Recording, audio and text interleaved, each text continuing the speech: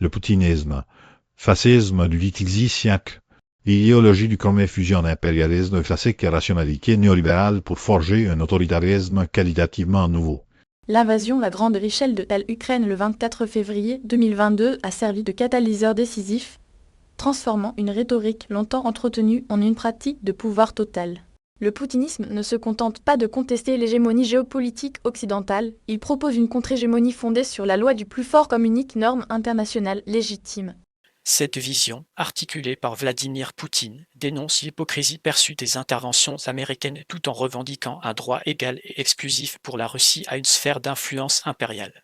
L'urgence stratégique réside dans la systématisation de cette idéologie, qui lie indissolublement l'arbitraire en politique étrangère à l'arbitraire en politique intérieure, créant un régime dont la logique interne exige une agression perpétuelle pour sa survie. Les fondements d'une rationalité impériale, la doctrine du Cornet postule une hiérarchie organique et immuable entre États souverains empires et États-colonies. Cette construction idéologique puise ses racines dans une réinterprétation réactionnaire de l'histoire et des relations internationales. Poutine et les élites russes promeuvent un modèle où seuls certains États sont destinés par essence à exercer une souveraineté absolue, incluant le droit à la guerre et à la domination, tandis que d'autres sont voués au statut d'objet géopolitique. Cette vision naturalise la violence et rejette toute prétention universelle aux droits humains ou à la démocratie, considérés comme de simples instruments au service de l'influence des puissances. Le schéma est délibérément anti-révolutionnaire et antidémocratique, assimilant toute protestation de l'opposition russe de 2011 aux révolutions arabes à une manipulation orchestrée par des services secrets étrangers, niant ainsi toute agency politique interne légitime.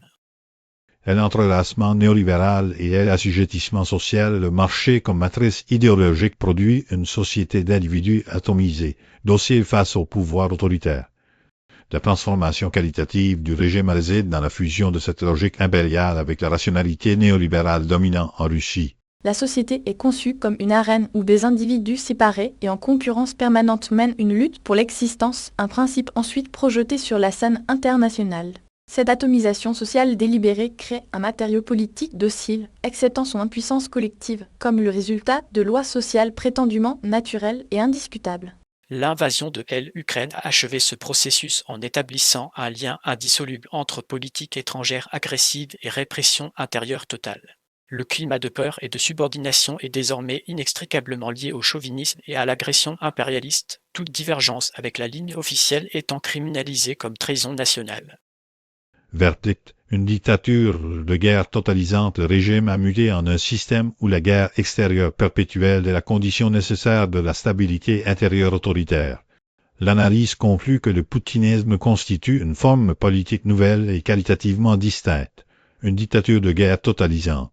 Son caractère potentiellement fascisant ne réside pas seulement dans son chauvinisme ethnique ou son autoritarisme, mais dans sa dynamique systémique qui identifie totalement la volonté nationale à celle du chef, légitime la violence comme fondement du droit et exige un conflit permanent pour maintenir sa cohésion interne. La projection stratégique indique que ce régime ne peut faire marche arrière sans risquer l'effondrement, car sa légitimité est désormais ancrée dans l'état de guerre. Les risques futurs incluent une escalade régionale incontrôlée et une répression interne encore plus féroce, tandis que la seule opportunité de résistance réside dans la capacité des sociétés, tant en Russie qu'à l'étranger, à reconstruire des solidarités politiques transcendant la logique néolibérale de l'individualisme concurrentiel que le poutinisme exploite et renforce.